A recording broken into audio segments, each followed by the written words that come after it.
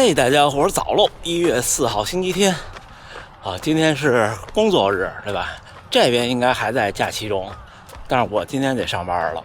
不过今天记对日子了，有人在，烘焙店也营业了，温暖的灯光。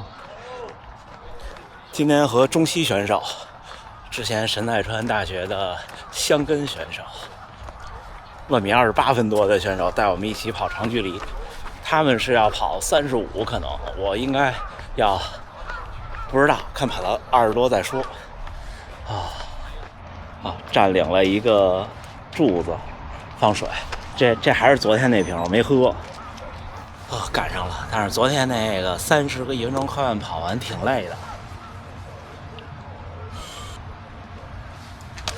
好多小伙伴问我右腿后边的那个伤，右腿后边伤就是当时准备悉尼马拉松之前的一场强度课的意外受伤，应该是。但是当时因为在高速运动中，所以感觉还好。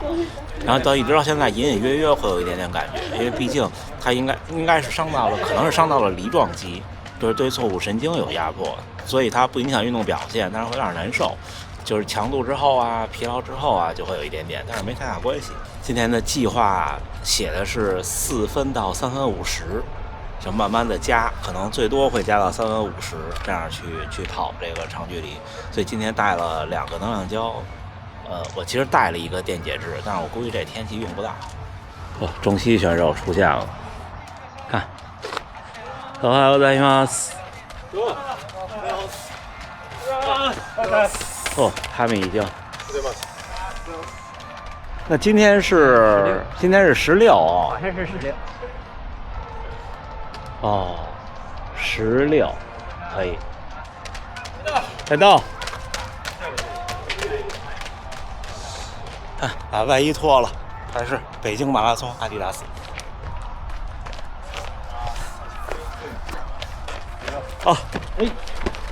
走。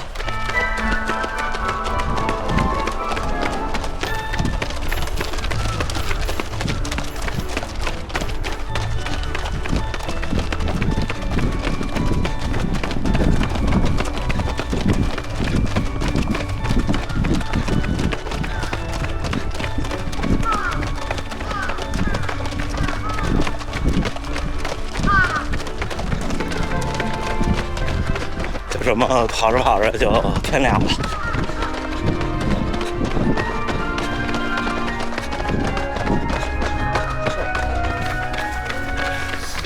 加油加油，小伙伴们，看我们两个连麦秀。中西さんありがとう。強い。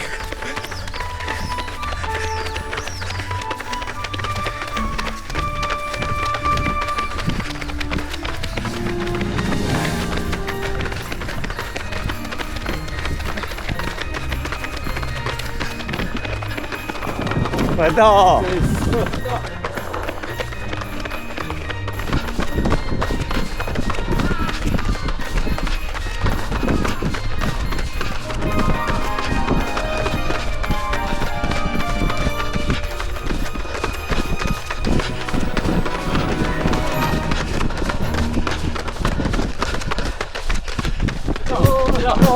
快到！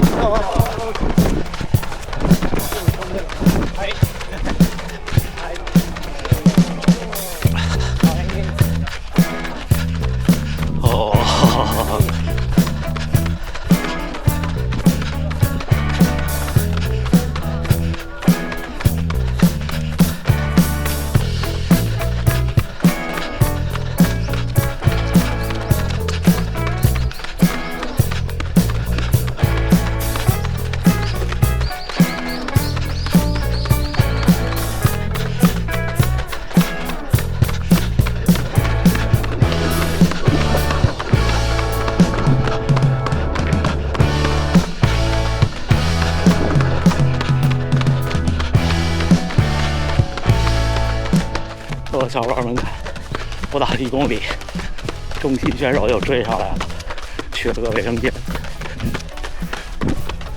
巨快，真的巨快。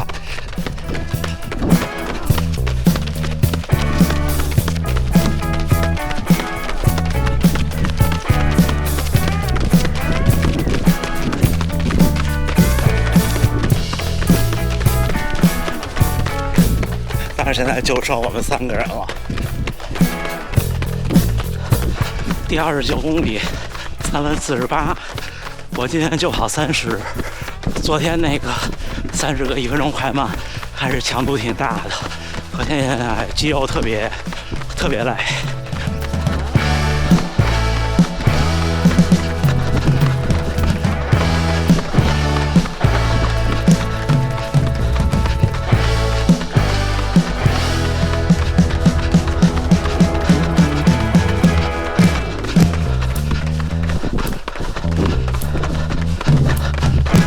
到。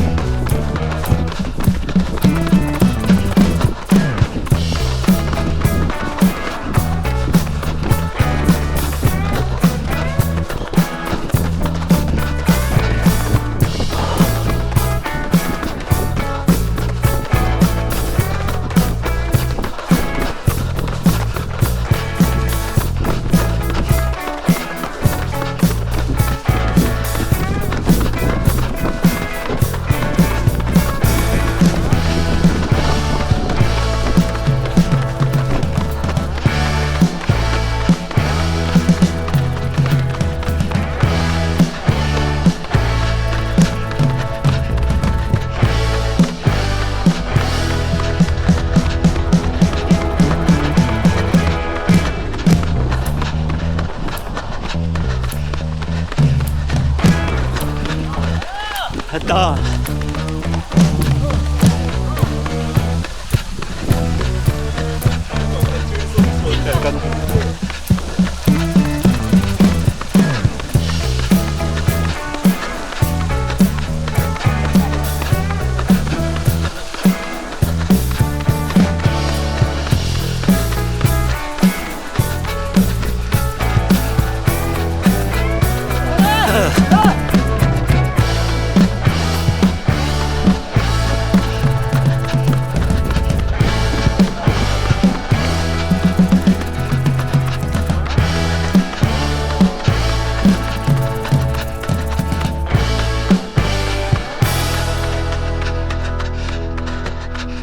还可以，到了，3分47，还3分的，还要到，还到，啊，嘴都不听使唤了，真的累了，就是肌肉很紧张，还有臀部的肌肉都已经开始反抗了，觉得有点酸胀的。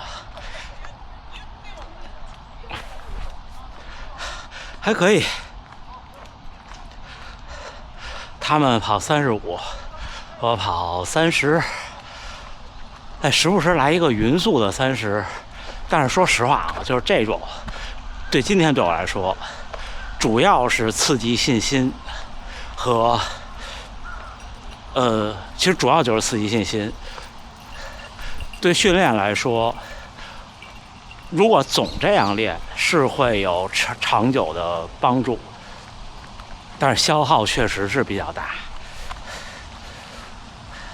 一会儿坐地铁回去，咱们聊聊长距离。你们看石川先生啊，いかがだ？大久不利。Hello， 大家好。我好久没有见到石川先生了。今天2位曾经的箱根选手，石川先生拿过6区的区间赏，他那个因为拿过区间赏的选手的画面，就是历代的画面，就会被你看昨天前天的箱根一传的直播，就会被穿插在直播里。石川先生那特别有名，他跟另外一位选手不知道是谁一起下山，6区那下山有好多那个急转弯，那天好像是下过雨，也好像是正下着，反正地有点湿。跟他一起的那位选手，在他的外侧转弯，然后在那转弯那儿就摔倒了。前方高能。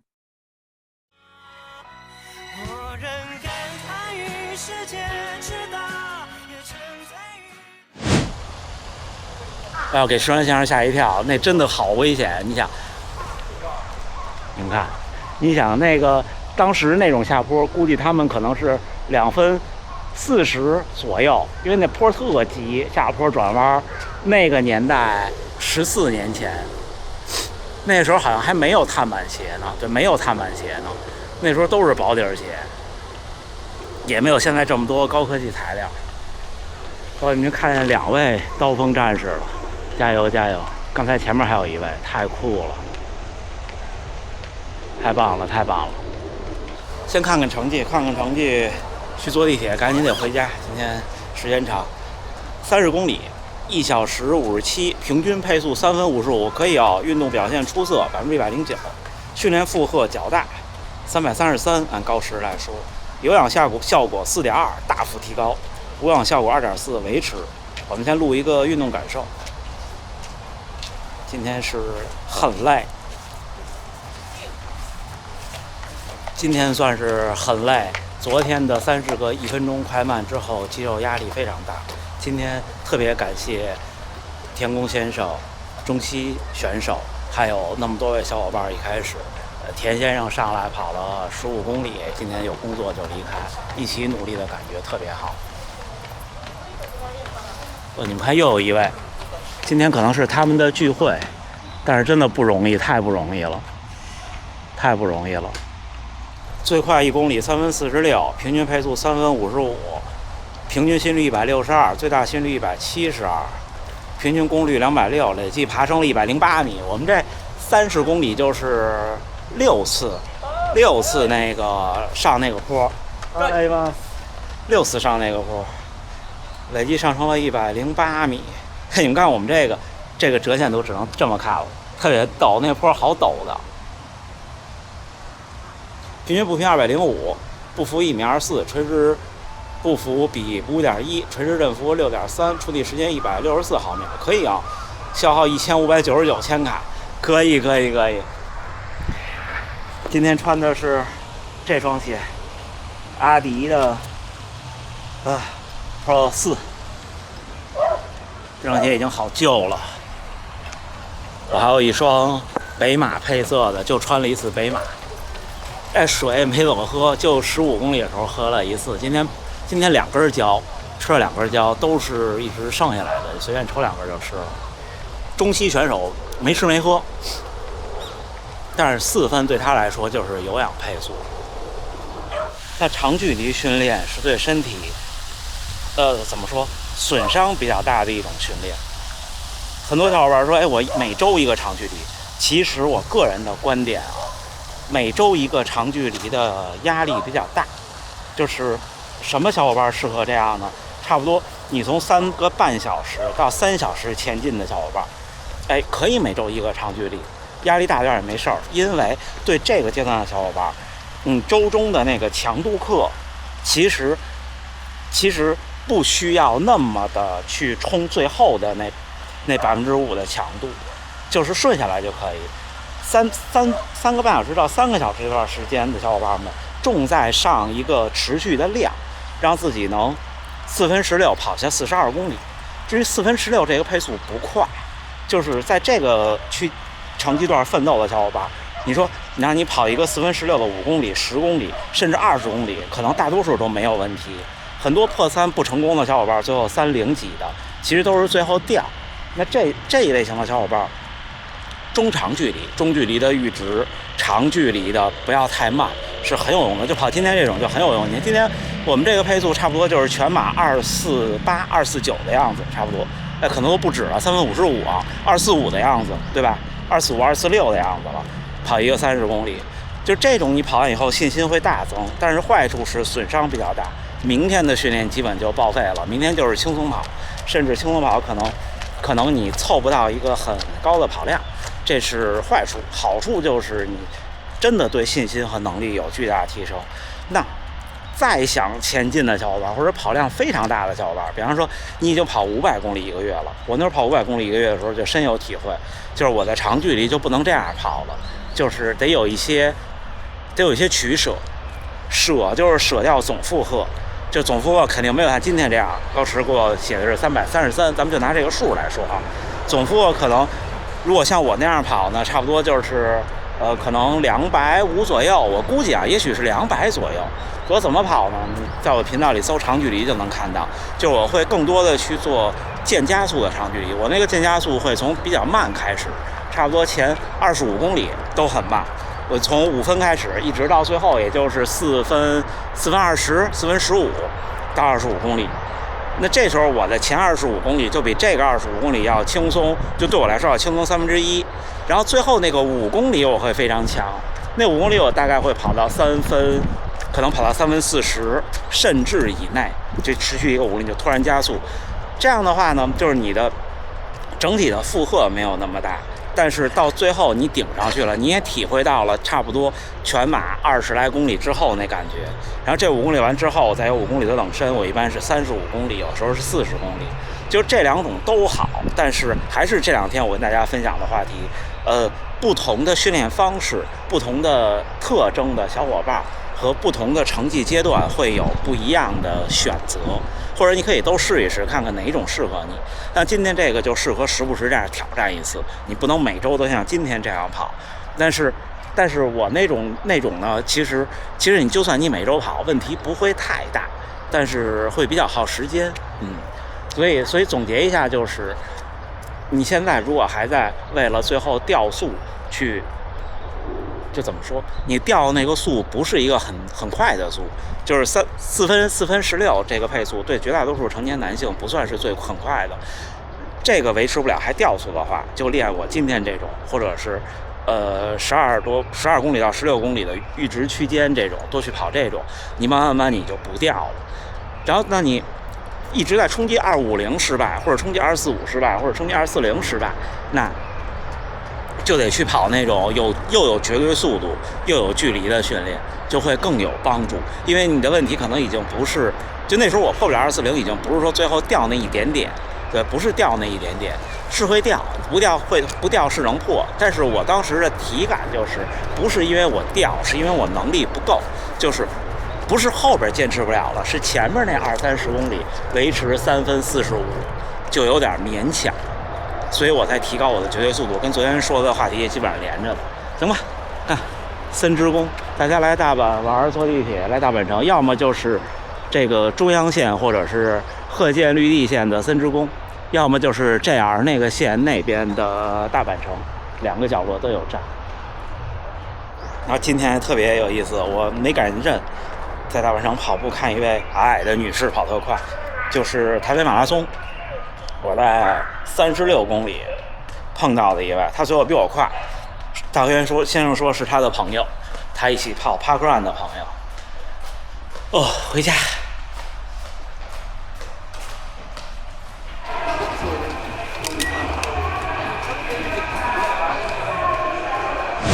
小伙伴们，回家了，真的好累呀，赶紧回去吃饭剪辑。最后还是祝大家能努力生活，健康平安，咱们下回再见。